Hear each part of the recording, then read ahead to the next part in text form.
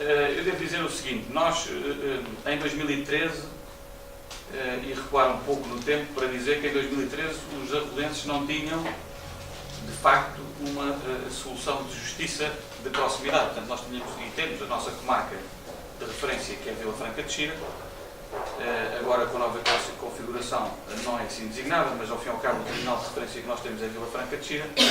E, de facto, os arvodenses não tinham nenhuma solução de justiça de proximidade. E foi possível, com um trabalho muito importante desenvolvido com a Direção-Geral das Políticas de Justiça e com o Ministério da Justiça, aquilo que foi um processo que teve sucesso, que foi a constituição do Julgado de Paz do Oeste, da qual o município da Ruda orgulhosamente também faz parte, com uma secção, diria eu, maximalista, ou seja, com as mesmas valências do que aquela que tem a sede, que é o Bom Marral, e portanto eu diria que foi um passo muito importante no mandato anterior. Portanto, inaugurámos esse Julgado de Paz em 2017, em meados do ano, e teve tanto sucesso, ou tão pouco, mas se calhar tanto sucesso, que na descentralização de competências que está em cima da mesa, neste momento, para os municípios poderem decidir, o modelo que foi seguido na descentralização de competências para todo o território do país foi muito semelhante àquele que implementámos aqui no Julgado de Paz do Oeste, o que significa que, de facto, muito andámos bem nesta matéria de justiça de proximidade, numa escala intermunicipal e que depois terá, naturalmente, pontos de ligação ao território mais atomizados, como é o caso das secções que são concelhias.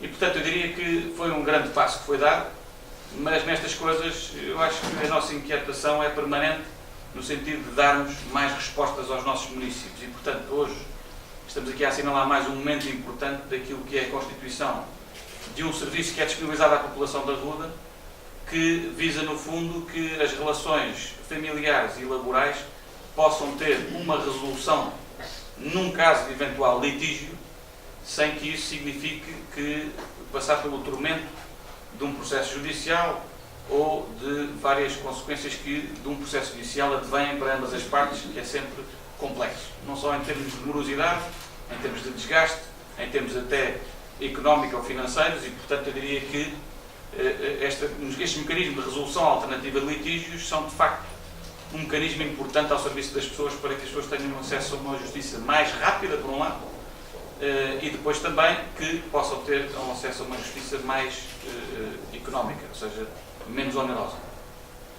E, portanto, o município da Ruda está atento a estas realidades e, portanto, aceitámos de muito bom grado o repto que foi lançado pela Direção-Geral das Políticas de Justiça, e queria também, já que falamos de justiça, fazer justiça, no fundo, a quem antecedeu o professor Miguel Romão no cargo de Diretor-Geral, foi a professora Selena Videira, que também foi, quer no processo do Julgado de Paz, quer neste processo do gabinete de mediação, foi uma pessoa absolutamente incansável e bastante empenhada em estarmos aqui hoje a assinalar este dia.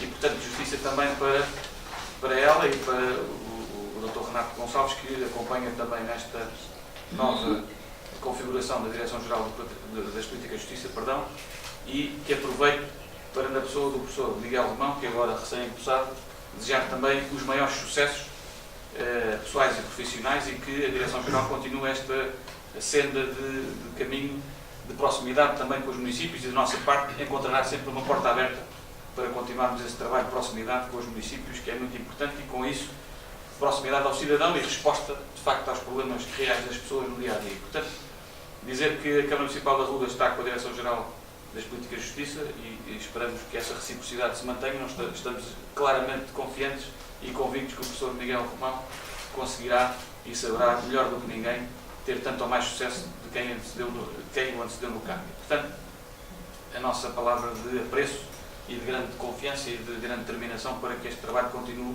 profícuo para os nossos cidadãos e municípios, no nosso caso, e para a justiça no seu todo.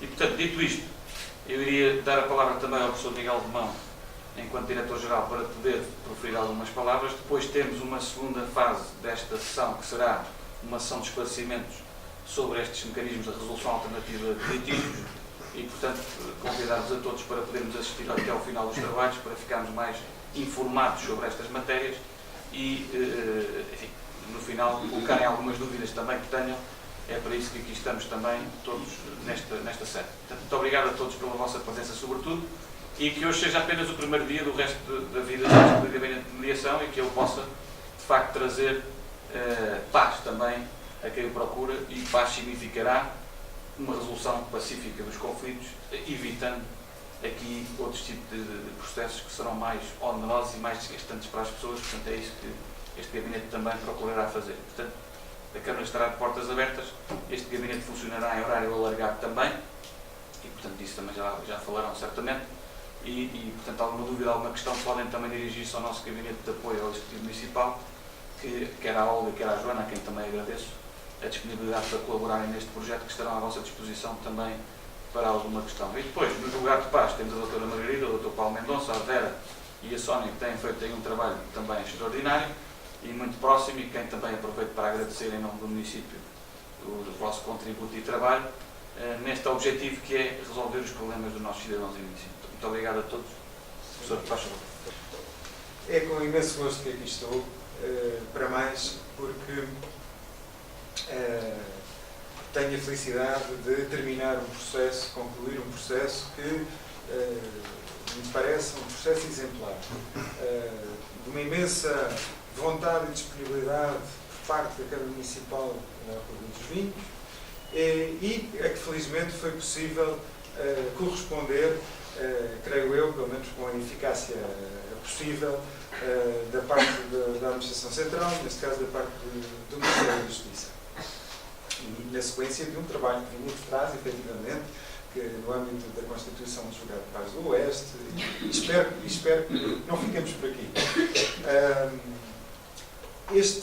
O serviço de mediação familiar e laboral, as possibilidades de recurso à mediação familiar e à mediação laboral, especialmente pensando na mediação familiar, que é aquela que tem mais expressão e que tem efetivamente funcionado com mais volume, com um maior volume, não é, digamos assim, neste momento, uma realidade do futuro apenas. Não é? É algo que existe e que hoje em dia os números que temos dizem-nos que mais de 30% dos processos que são remetidos para mediação familiar, desde logo pensando no caso paradigmático do divórcio litigioso, em que é necessário a regulação do poder parental, mais de 30% destes casos são resolvidos por acordo no contexto da mediação familiar. E, portanto, estamos a falar de muitas pessoas, estamos a falar de muitas vidas, estamos a falar de muitas famílias em situações de crise e muitas crianças. E portanto, não se trata apenas de uma realidade no papel, não se trata apenas de algo que um dia poderá vir a funcionar, é já hoje em dia um mecanismo de resposta e que acorre, digamos assim, torna melhor a vida de diversas pessoas, torna mais simples e mais de alguma forma um pouco menos dolorosa, em momentos que são sempre momentos complicados, como todos temos essa consciência. E, portanto, para que isto possa ser uma realidade e chegar cada vez a mais pessoas, naturalmente que precisamos de contar com a colaboração e com a participação ativa daqueles que são os agentes do Estado que estão junto das pessoas. E a esse nível as autarquias são absolutamente decisivas. O exemplo do Conselho da Rua dos Vinhos é esse nível um excelente exemplo.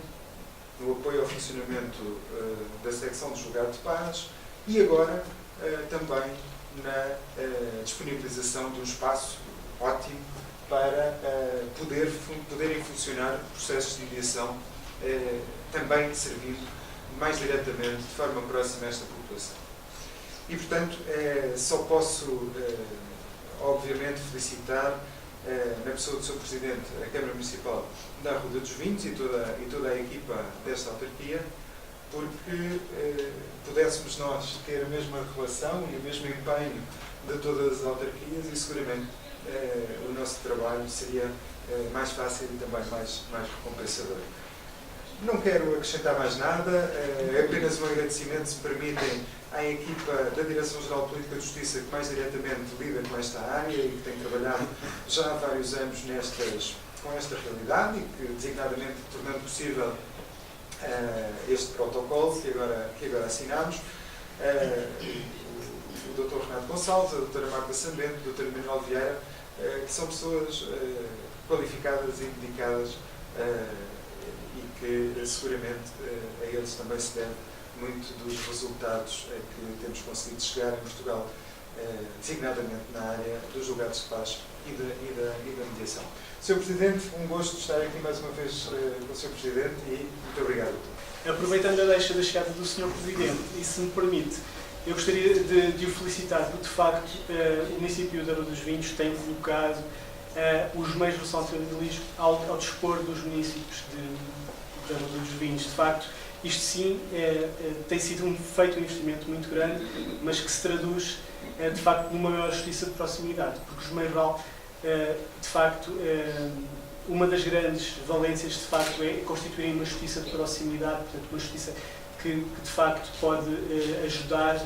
E eu gosto sempre de falar, não em meios de resolução de litígios, mas em meios complementares de resolução de litígios, porque de facto estes meios, que eu vou mencionar de seguida, de facto apresentam-se não como uma justiça alternativa à justiça tradicional, mas também como uma justiça complementar, porque de facto há muitas matérias que são resolvidas nestes meios e que nunca chegariam ao tribunal.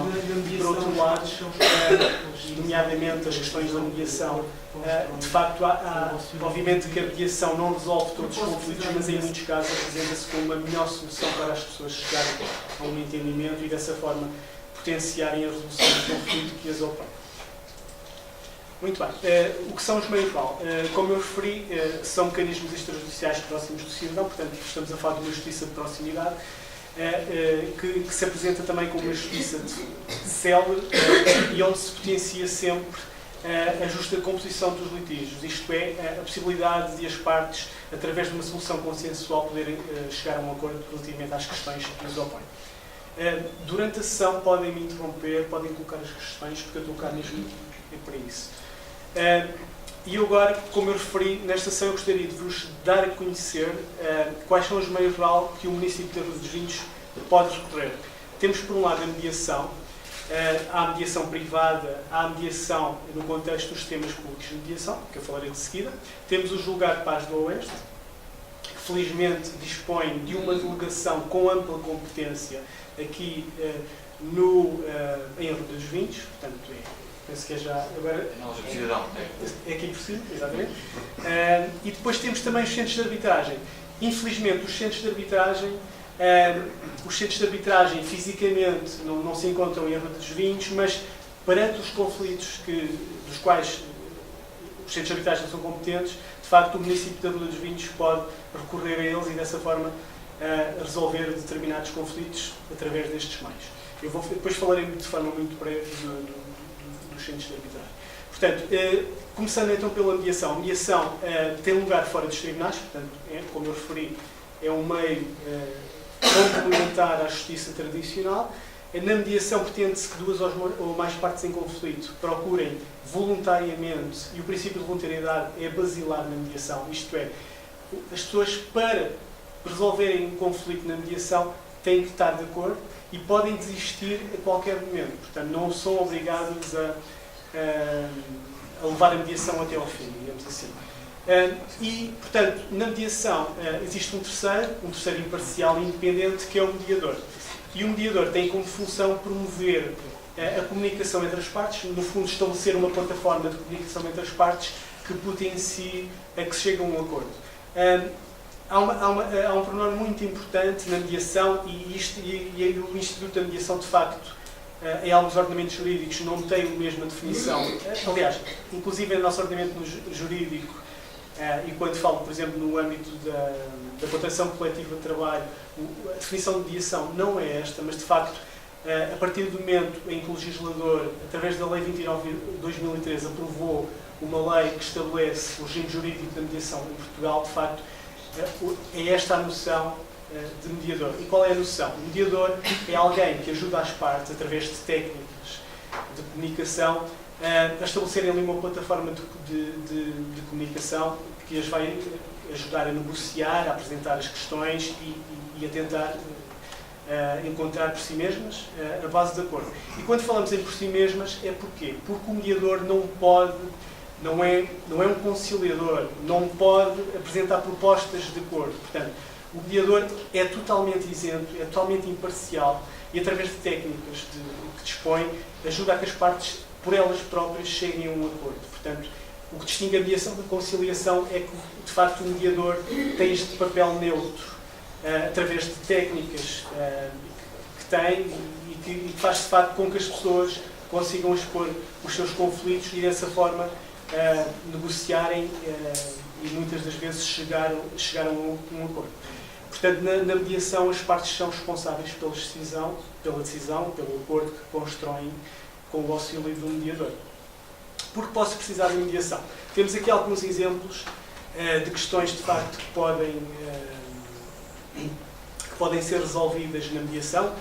Por exemplo, sobre o regime de visitas de um filho menor no âmbito de um divórcio, ou, por exemplo, na área laboral, questões sobre a mudança do local de trabalho. E, portanto, nós damos aqui alguns destes exemplos, mas, de facto, na mediação existe um conjunto bem mais alargado, que eu falei já de seguida, e que pode ser resolvido na mediação. Por regra, na mediação não podem...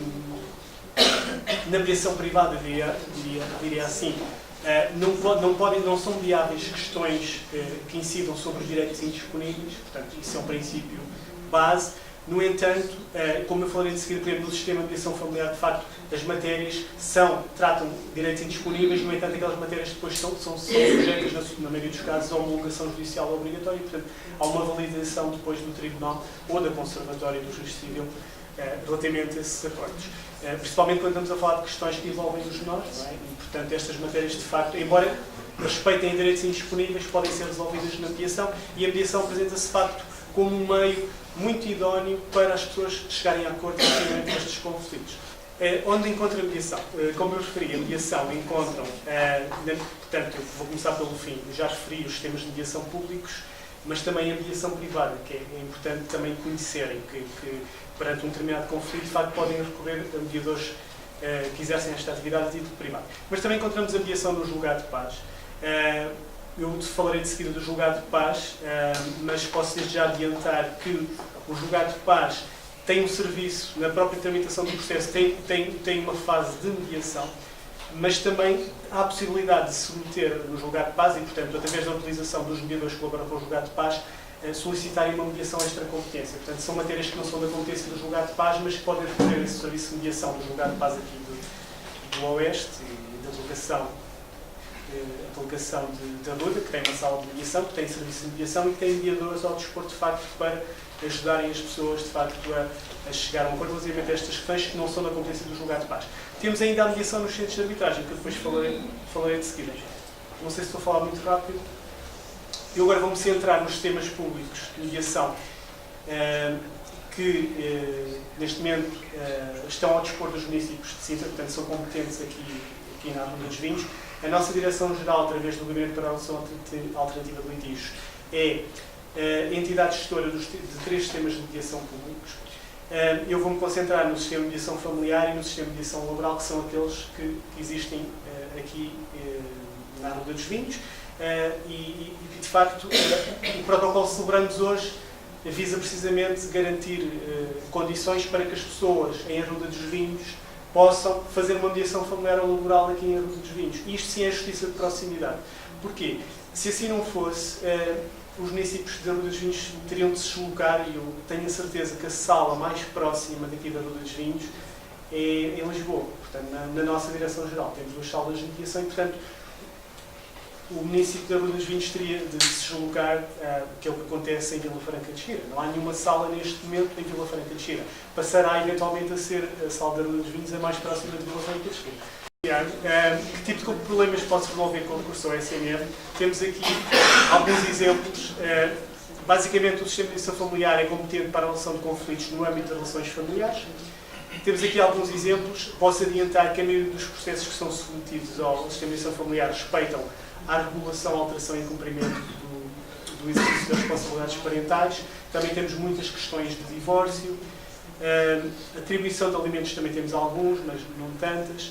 a atribuição de casa de morada de família, o uso de apelido de cônjuge ou ex-cônjuge, prestação de alimentos e outros cuidados aos ascendentes pelos seus descendentes em linha reta. Portanto, temos aqui alguns exemplos. E agora, como posso dar início a um processo no sistema de mediação familiar?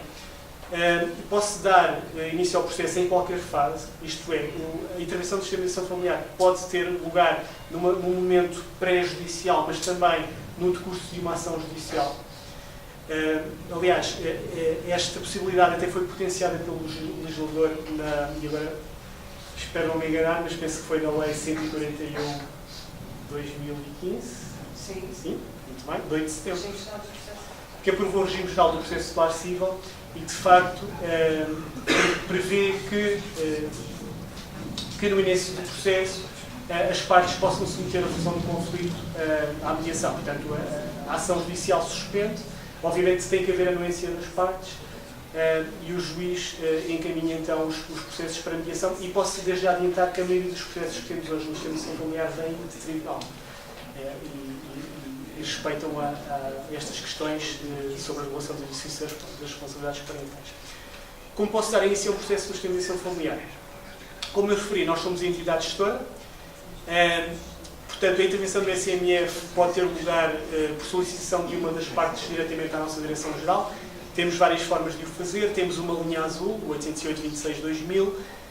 Temos também, e a maioria dos processos são submetidos através de um formulário online que existe na nossa página, www.igpj.mj.pt, por correio eletrónico ou também por via postal. No entanto, como eu acabei de referir também, a intervenção do SMF pode também resultar na pendência de um processo judicial, desde que haja o consentimento das partes e o juiz titulado do processo suscita a intervenção do sistema de mediação familiar. Neste caso, o processo judicial suspende, aguardando pelo resultado da mediação.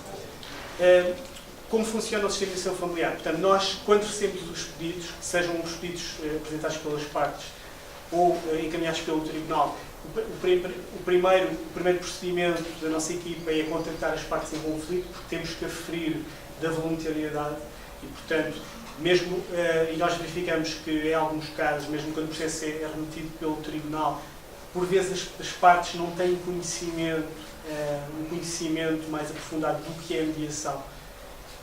E, portanto, há a necessidade de também nós darmos essa explicação e, de facto,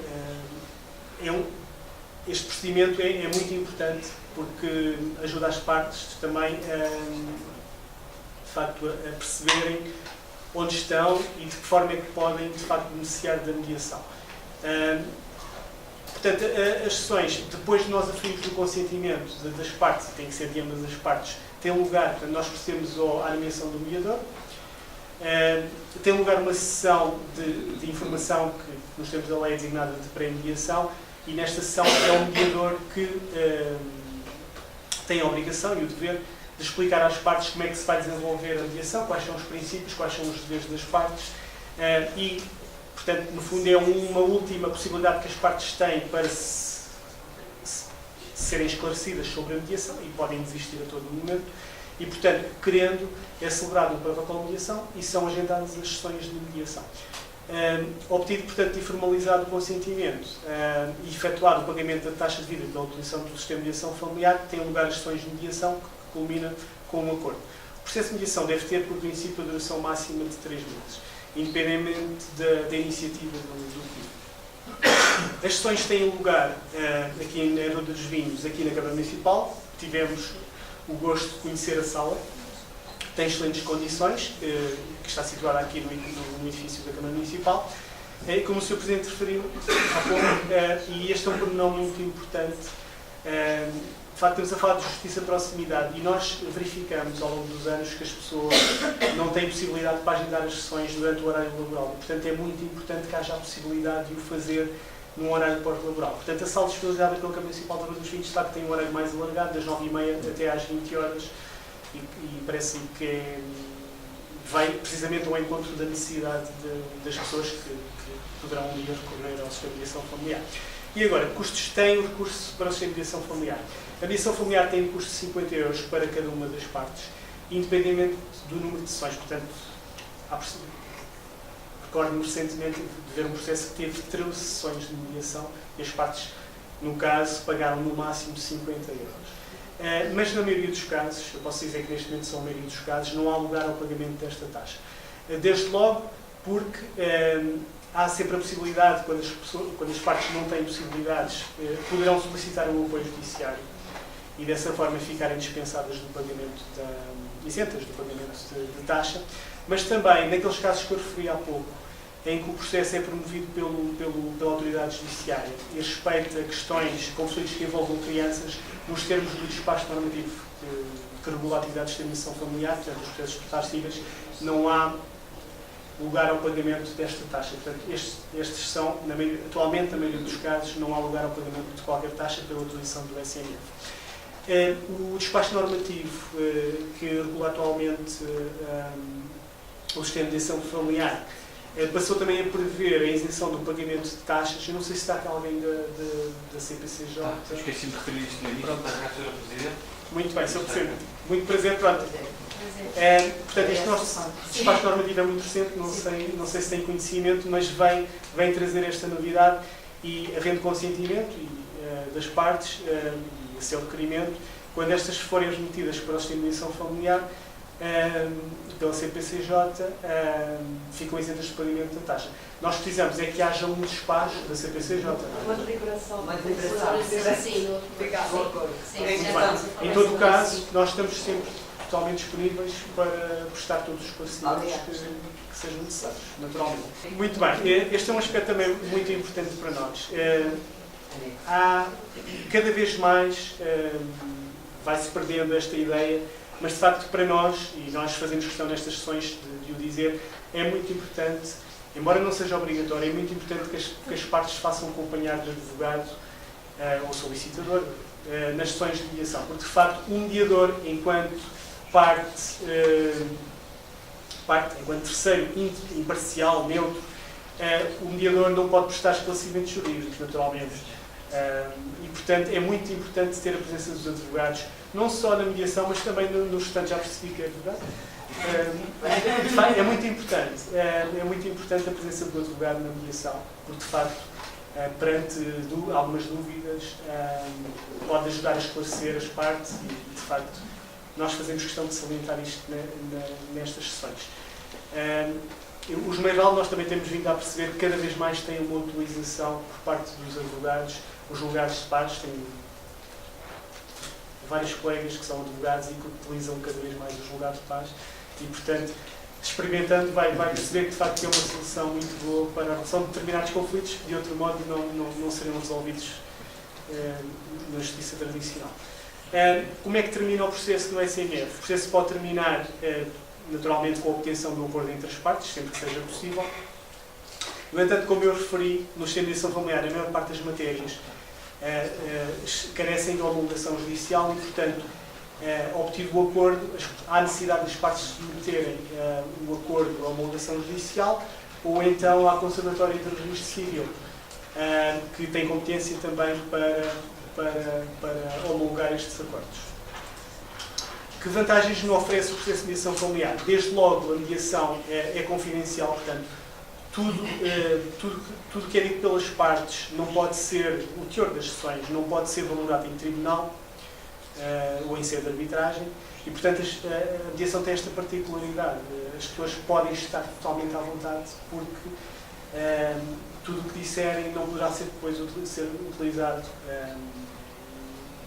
em tribunal e, portanto, é uma forma das pessoas também descontraírem e estarem à vontade.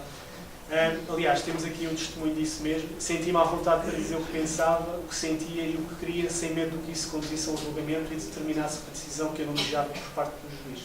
Portanto, o juiz não tem conhecimento do teor das sessões, terá conhecimento naturalmente do acordo que tem de homologar, na maioria dos casos. Outras vantagens, é um processo informal e simplificado. De facto, temos aqui um outro testemunho que define estes princípios, o respeito pela nossa disponibilidade, portanto, no agendamento das sessões, as características do espaço em que tiveram lugar ou a linguagem utilizada pelo mediador tornar o processo amigável ou facilitou a chegada a um consenso. Tivemos a oportunidade de ver a sala que foi disponibilizada, é uma sala de facto, uma sala de reuniões, e é mesmo esse espírito, é que as partes e o mediador estejam no mesmo plano, estejam descontraídos, de forma informal, e isso também potencia a chegada de um consenso. É também um processo rápido, já referimos que tem uma duração, não direi média, mas por regra o processo de mediação não deve durar mais de 3 meses e tem um custo reduzido, porque havendo lugar pagamento de taxa, esse valor é no máximo de 50 €. E oferece elevada probabilidade de sucesso. Nós neste momento não temos estatísticas, mas existem estudos de facto que defendem que os acordos obtidos na mediação têm uma maior taxa de cumprimento do que alguns acordos até obtidos no tribunal ou noutras instâncias. Vou agora, não sei se tem alguma questão relativamente ao sistema de mediação familiar, e iria apresentar o sistema de mediação laboral. Não tem nenhuma questão? Muito obrigado.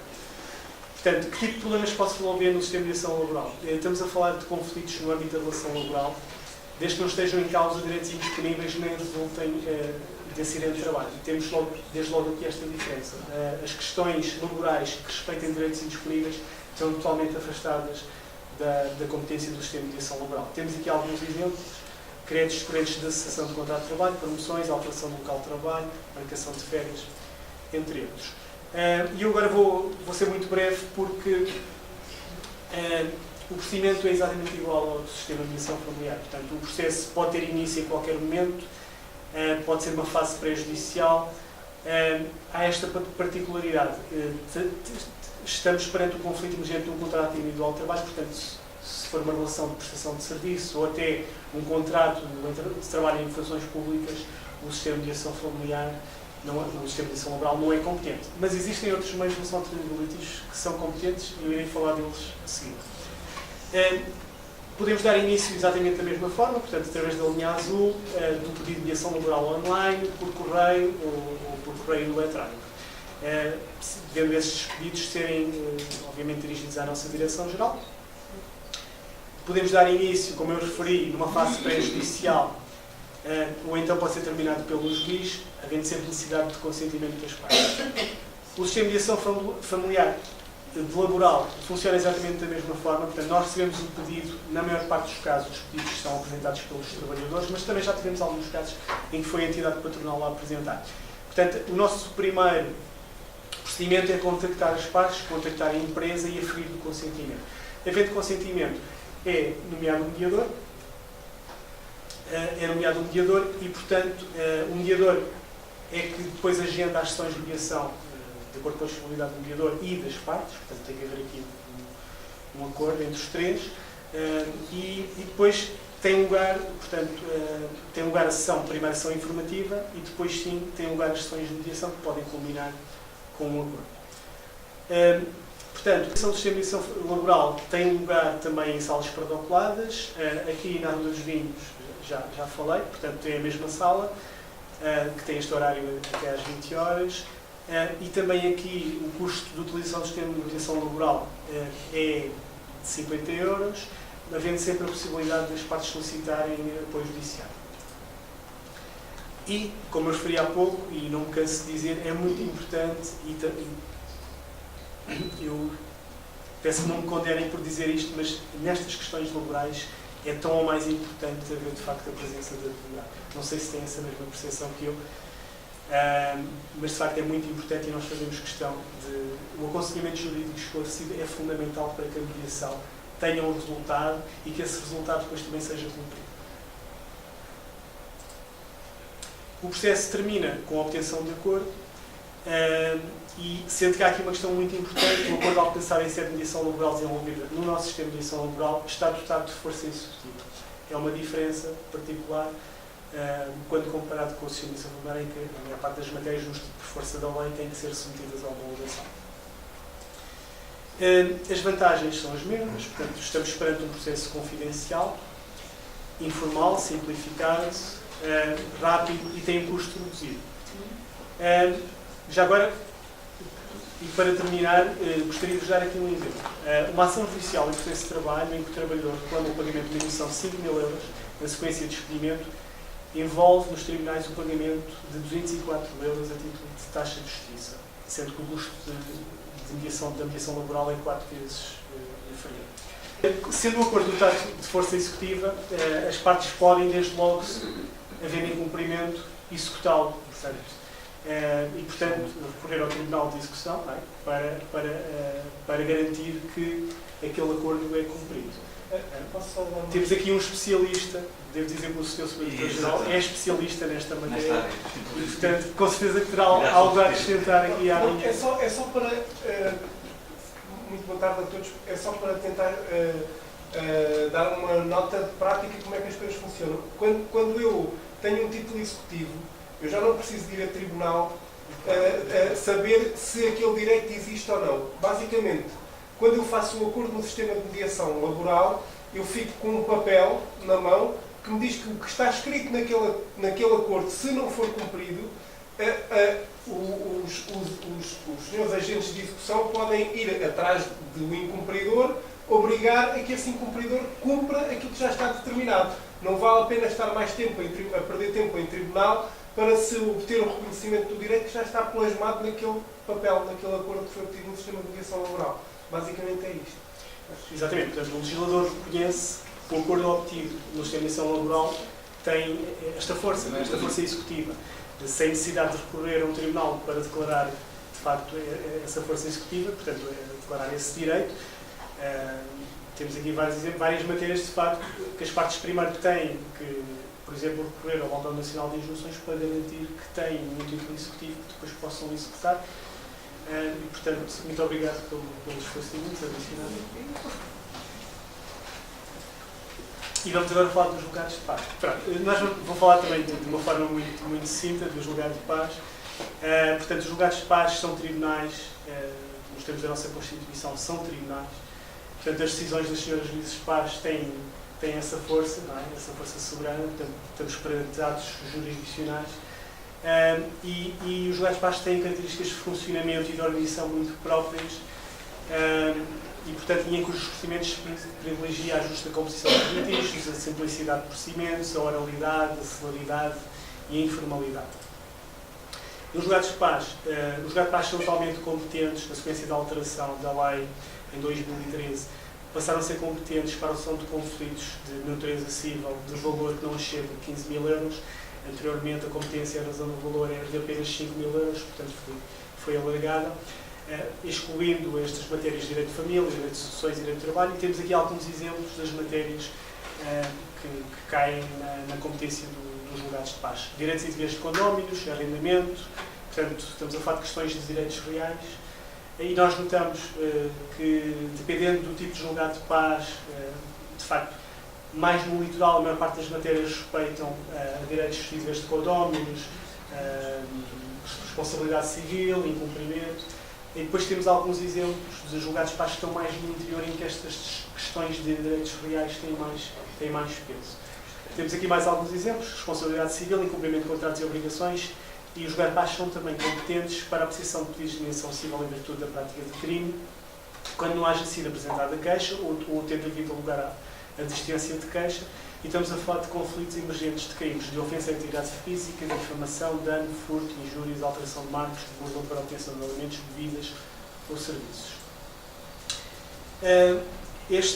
Conseguem ver esta imagem? Pois, por isso é que eu fiz a pergunta. Esta imagem é muito elucidativa daquilo que eu disse há pouco. De facto, o julgado de paz tem características de funcionamento e de organização muito próprias. Nós, no julgado de paz, temos 3 serviços. Já falei do serviço de mediação, temos também o serviço de atendimento, que é prestado pelas nossas juristas da Câmara Municipal, e também temos um serviço de apoio administrativo. Os julgados de paz têm características de funcionamento muito próprias e vão desde já perceber porquê. O processo no julgado de paz é iniciado através da apresentação do requerimento. Vimos há pouco que um dos princípios fundamentais do julgado de paz é a oralidade. Há a possibilidade no julgado de paz do cidadão se deslocar, portanto, o cidadão e até por vezes advogados, sei que advogados também o fazem, deslocam-se ao julgado de paz e apresentam um requerimento, portanto, ao técnico, ao serviço de atendimento, ao técnico de atendimento, e, portanto, o requerimento não tem que estar articulado, portanto, há essa possibilidade de o requerimento ser apresentado de forma oral. Muitas vezes, obviamente, que os processos também dão entrada através de requerimentos escritos, requerimentos articulados, requerimentos iniciais, mas, de facto, este gráfico permite, esta figura permite-nos, desde logo, ver que a tramitação do processo no julgado de paz é muito simplificada. Após a apresentação do requerimento inicial, há a apresentação da contestação, portanto, as partes também podem apresentar, o demandado pode apresentar a contestação no próprio julgado de paz. Não sei se é tão comum isso acontecer. É comum. Portanto, o demanda de contestação pode ter lugar a mediação. Portanto, a mediação é um procedimento que está inserido na tramitação dos processos nos julgados de paz. Naturalmente, a mediação é voluntária e, portanto, as partes podem afastar a mediação. Portanto, não é obrigatória, mas na maior parte dos casos, agora não tenho presentes as estatísticas aqui no julgado de paz do Oeste, mas na maioria dos casos a mediação tem lugar. Portanto, há lugar ao agendamento da sessão de pré-mediação, à sessão de pré-mediação, peço desculpa, e, portanto, havendo acordo, as partes a resolverem o conflito, com recurso a um mediador do julgado de paz, o processo pode ser resolvido nesta fase. Portanto, havendo acordo na mediação, o acordo é submetido à homologação das senhoras juízes de paz. Portanto, esse acordo, portanto, homologado, tem o mesmo valor que uma sentença, portanto, constitui também, tem essa força também executiva. E, não havendo acordo, tem lugar a sessão, portanto, a marcação da audiência de julgamento, sendo que, como eu referi, o julgado de paz potencia sempre que as partes, em todas as fases, incluindo na audiência de julgamento, privilegia sempre a justa composição dos litígios, ou seja, as senhoras juízas de paz, direi que em todos os processos, numa fase inicial da audiência, tentam sempre conciliar as partes, portanto, que haja um acordo, e há muitos processos, uma porcentagem também muito significativa de processos que são resolvidos com a intervenção dos senhores juízes de paz, mas através de acordo obtido na audiência. Não havendo acordo, tem lugar, portanto, a continuação da audiência e é preferível uma sentença pelas senhoras juízes de paz. Se tem alguma questão? Portanto, o recurso onde se tem lugar e recursos tem para mim o recurso ao julgado de paz. Em Rua dos Vinhos, o julgado de paz situa-se aqui na loja do cidadão e a utilização do julgado de paz está sujeita a uma taxa única de 70 euros. Esta taxa, como é que é paga? O demandante tem que, quando apresenta o requerimento inicial, tem que proceder ao pagamento de uma taxa inicial de 35 euros. Se não apresentar essa taxa, o requerimento inicial não é aceito.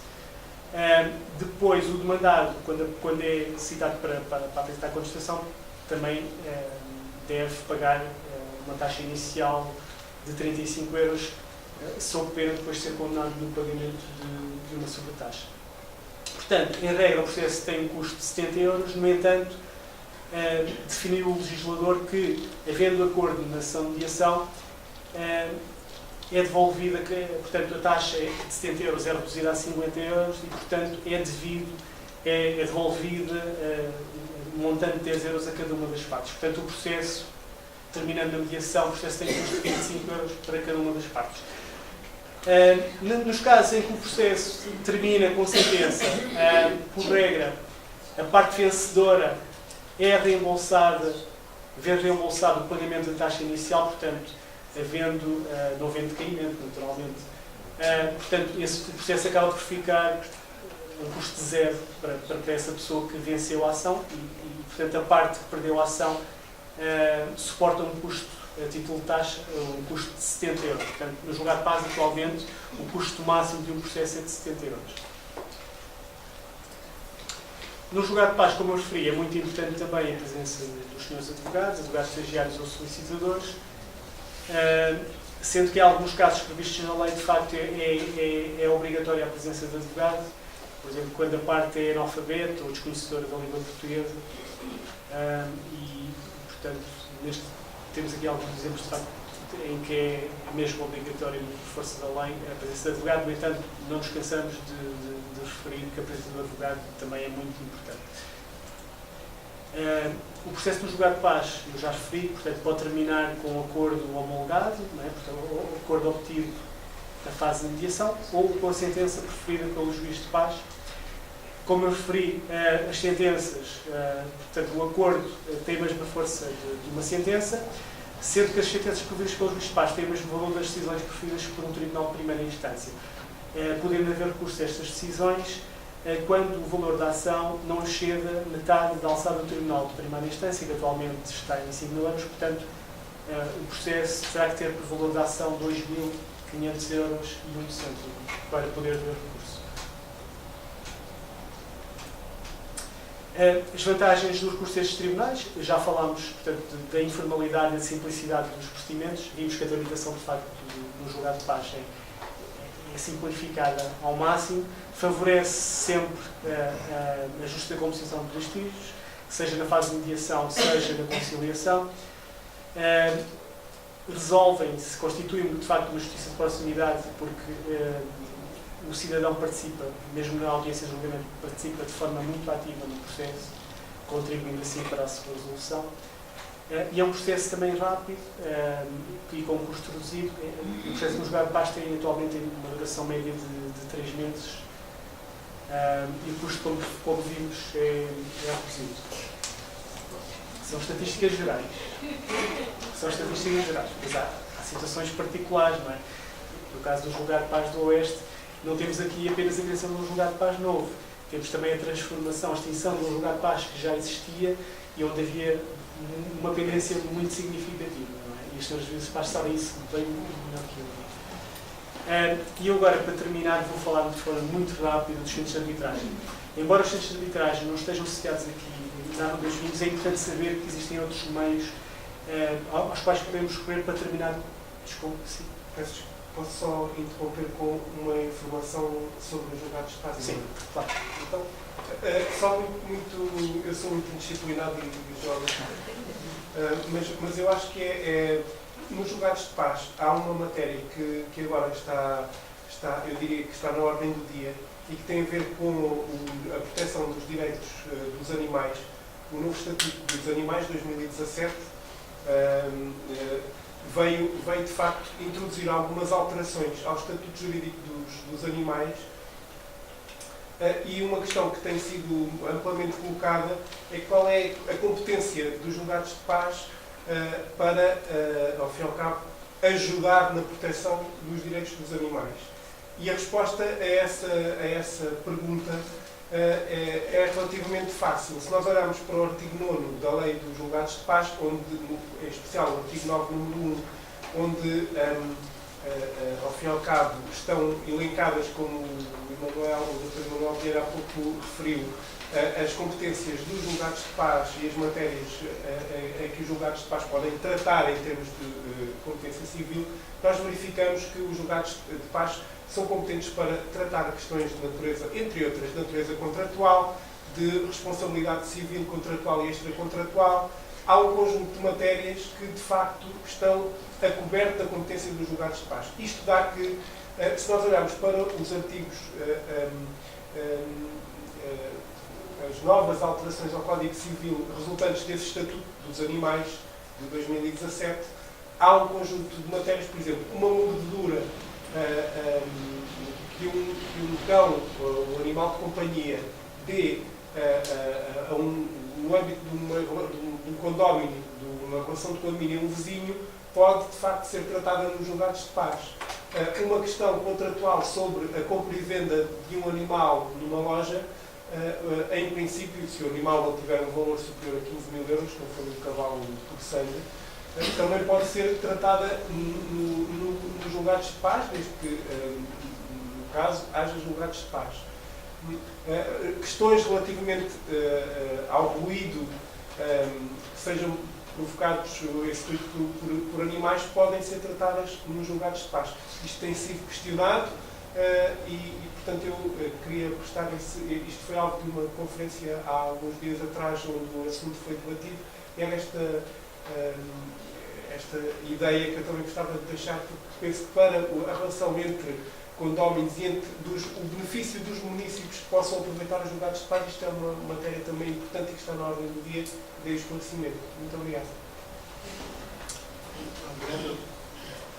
Vou então falar dos centros de arbitragem de forma muito rápida. Neste momento existem 35 centros de arbitragem autorizados em Portugal. Nos termos da lei, é competência do membro do Governo responsável pela Justiça autorizar a atividade dos centros de arbitragem. Nós somos o organismo do Ministério da Justiça que instrui esses processos, mas também tem competência para acompanhar e para promover a atividade dos centros de arbitragem.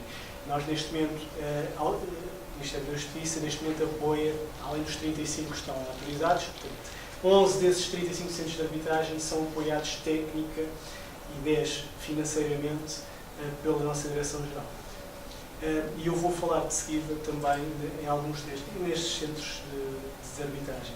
Portanto, o que é que distingue a arbitragem da mediação e da conciliação e dos julgados de paz? Portanto, a arbitragem é uma forma de resolução de litígios em que se submete por acordo das partes, portanto, há necessidade de haver uma convenção de arbitragem que pode assumir duas figuras, pode ser um contrato que tem uma cláusula compromissória que estabelece perante um eventual litígio, poderão submeter aquela questão, portanto, o litígio será submetido à decisão de um tribunal arbitral, seja ele ad hoc ou institucionalizado, ou então pode ser uma própria convenção um compromisso arbitral, ou seja, as partes estão perante um litígio e celebram um compromisso arbitral no sentido de aquele conflito ser submetido à jurisdição de um tribunal arbitral.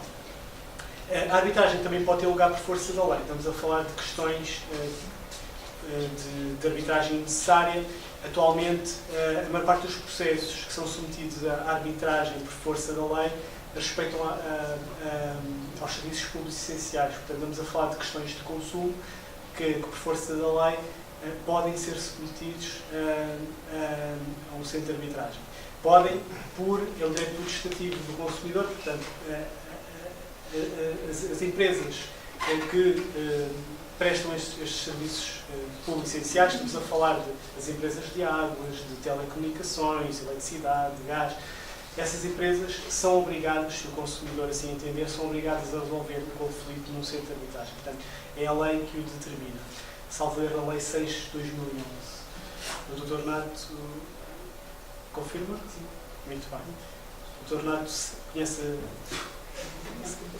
as leis todas, portanto, consegue memorizar os nomes todos das leis, mas eu também estava a ser... Exatamente. E, portanto, na arbitragem, portanto, temos um terceiro também, que é o juiz-árbitro, e o juiz-árbitro, sendo uma pessoa independente e imparcial, não é um magistrado, mas de facto uma das grandes virtualidades da arbitragem é a qualificação do juiz-árbitro. Portanto, estamos perante uma pessoa que tem qualificações naquelas matérias, portanto, posso dizer que aquela decisão tem um teor mais especializado, porque de facto o árbitro tem essa qualificação. Portanto, no caso dos centros arbitrais de conflitos de consumo, estamos perante pessoas de facto que têm uma formação e uma experiência muito técnica na área do consumo e de facto garantem uma maior especialização da decisão. Por exemplo, nos tribunais, no Tribunal de Competência Genérica, o juiz diariamente decide um conjunto de matérias, não tem essa possibilidade de se especializar. E os centros de arbitragem apresentam-se de facto com esta vantagem. A qualidade, portanto, a especialização e a qualificação de quem decide. O que são os centros de arbitragem? Nós aqui, portanto, como eu referi, a arbitragem pode ser ad hoc ou institucionalizada. É institucionalizada quando as partes se submetem a um centro de arbitragem, portanto, a uma instituição sob a égide da qual são criados tribunais arbitrais, E, portanto, são entidades que têm um regulamento muito próprio, têm um regulamento de arbitragem, e, portanto, as partes a submeterem ao centro de arbitragem estão-se a submeter àquelas regras. Na arbitragem ad hoc é diferente, portanto, o legislador permite que as partes, na maior parte dos casos, na maior parte das matérias, possam definir quais são as regras do processo de arbitragem. Na arbitragem nacionalizada temos, de facto, esta vantagem e, portanto, quando falamos dos centros de arbitragem, estamos a falar de arbitragem nacionalizada. Os centros de arbitragem operam em função da sua competência territorial, em função da matéria e em função do valor. Já referi que temos 11 centros de arbitragem atualmente que são operados pela nossa Direção-Geral e que são competentes na área do consumo, setor automóvel, ramo segurador, propriedade industrial, nomes de domínio, firmas, denominações e ainda em matéria administrativa e tributária. Vou dar-vos então a conhecer quais são os centros de arbitragem aos quais os municípios de Arruda dos Vinhos podem recorrer atualmente. Portanto, os centros de arbitragem, nós atualmente temos uma cobertura de todo o território nacional no que respeita às questões de consumo. No entanto, não há, portanto, o centro de arbitragem que é competente para tratar questões de consumo aqui em Arruda dos Vinhos é o Centro Nacional de Informação e Arbitragem de Conflitos de Consumo. Este centro de arbitragem tinha sede em Lisboa, creio que no último ano mudou a sua sede para Braga. No entanto, não tem que ir a Braga, porque muitas destas questões, portanto, estas questões de consumo, muitas delas são resolvidas por meios à distância. Portanto, há essa facilidade. Naturalmente que seria bom haver um centro de arbitragem aqui mais próximo. O mais próximo é o Centro de Arbitragem de Consumo de Lisboa, no entanto é apenas competente na área metropolitana de Lisboa, portanto não é competente. Este centro nacional tem competência supletiva, portanto, onde não exista um centro de arbitragem com competência territorial limitada, este centro de arbitragem é o competente. Temos também, na área do setor automóvel, temos o centro de arbitragem, que é o CASA, não sei se já ouviram falar. Este centro de arbitragem, de facto, é competente para a resolução de conflitos decorrentes de questões de conflitos do setor automóvel. Temos aqui alguns exemplos: compra de reparações automóveis, compra e venda de peças automóveis, compra e venda de veículos novos e usados. Mas temos aqui uma especificidade, que é, portanto, este centro de arbitragem, como eu referi há pouco, aliás, na maior parte destes centros de arbitragem, o procedimento acaba por ser voluntário, portanto, depende de haver uma convenção de arbitragem. Portanto, as partes têm que acordar, ou através de uma cláusula compromissória, ou através de um compromisso arbitral, submeterem-se à jurisdição deste centro de arbitragem. Quando, há pouco falei no consumo, de facto, era a própria lei, estamos a falar de litígios, uma questão importante. Aquelas questões de consumo que podem ser submetidas ao CNIAC, não há lugar ao pagamento de qualquer taxa. Portanto, a utilização do centro de arbitragem não tem custos para o consumidor. Aqui no caso, temos uma tabela de custos, no entanto, é uma tabela muito inferior à que seria se as partes se metessem em conflito a um tribunal. Portanto, a utilização é mais barata. Temos também um centro de arbitragem competente na área do setor segurador, o SIMPAS. Este centro de arbitragem, como eu referi, portanto, depende sempre de haver uma convenção de arbitragem. No entanto, temos aqui uma especificidade que não é transversal aos centros de arbitragem, mas que tem mais força no SIMPAS, que é a maioria das seguradoras aderiram a este centro de arbitragem. Ou seja, ao terem aderido previamente à jurisdição deste centro de arbitragem, o reclamante tem essa garantia. Havendo adesão, o processo não depende da voluntariedade e, portanto, será resolvido no SIMPAS. Temos aqui alguns exemplos dos conflitos que podem ser submetidos ao SIMPAS. A competência do SIMPAS foi sendo alargada e atualmente abrange uma boa parte dos seguros que temos hoje. O SIMPAS tem sede em Lisboa, tem uma delegação no Porto, mas as arbitragens também têm lugar noutras cidades do nosso país, portanto há uma desconcentração da relação, uma descentralização das arbitragens. Gostaria também de vos falar do CAD. O CAD é um centro de arbitragem administrativa, é um centro de arbitragem que tem sede em Lisboa e que é competente. Eu há pouco falei-vos que o Sistema de Missão Laboral não era competente para apreciar conflitos relacionados com relações jurídicas de emprego público, mas podem recorrer sempre ao CAD para resolver este tipo de conflitos. Portanto,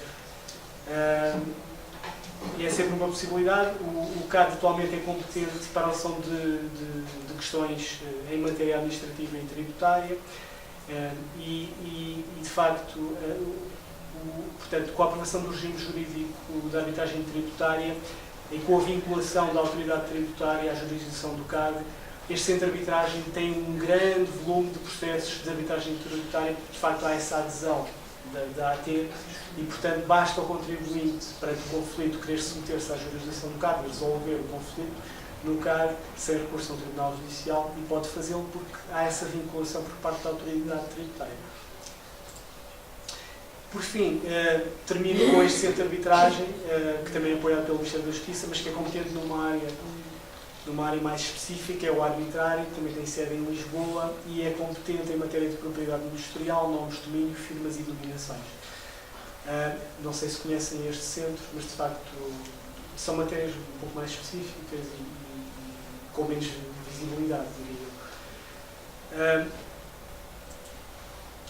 Portanto, como eu já referi, os processos nos centros de arbitragem, além da arbitragem, têm uma fase de mediação ou de conciliação. Estas fases dependem sempre do próprio regulamento dos centros, portanto não é obrigatória, e da voluntariedade das partes, naturalmente. Portanto, há regulamentos que prevêem esta fase de mediação, de conciliação, sobretudo na área do consumo. A maioria dos processos, dos conflitos de consumo, são resolvidos em mediação. Quando não há acordo em mediação ou na fase de conciliação, portanto, o processo é submetido à decisão do árbitro que decide, sendo que, por força da lei, a decisão arbitral também tem força executiva, portanto, tem uma força equiparável a uma sentença judicial. Nós não nos esqueçamos de dizer, novamente, que também nos centros de arbitragem é muito importante as partes se fazerem representar ou acompanhar por advogados. E são estas as principais vantagens que oferece o recurso aos centros de arbitragem. Eu já mencionei que resolve esses conflitos de forma mais especializada, porque de facto o perfil do juiz-árbitro assim o possibilita. Resolve esses conflitos mais rapidamente, tem uma duração máxima em alguns processos de 3 meses. Favorece a resolução dos conflitos por acordo, porque há sempre a possibilidade das partes chegarem a acordo da fase de mediação e de conciliação. Garante-se a segurança jurídica na medida em que a decisão do Tribunal Arbitral tem força equivalente a uma sentença judicial. O recurso aos centros de arbitragem, como eu também mencionei, tem custos reduzidos, sobretudo na área do consumo, em que, por exemplo, no CNIAC não há lugar ao pagamento de qualquer taxa de utilização. Nos restantes centros de arbitragem há uma tabela, mas o valor é sempre muito inferior àquele que seria pago num Tribunal Judicial. Portanto, esse é um princípio também base destes meios. Muito bem.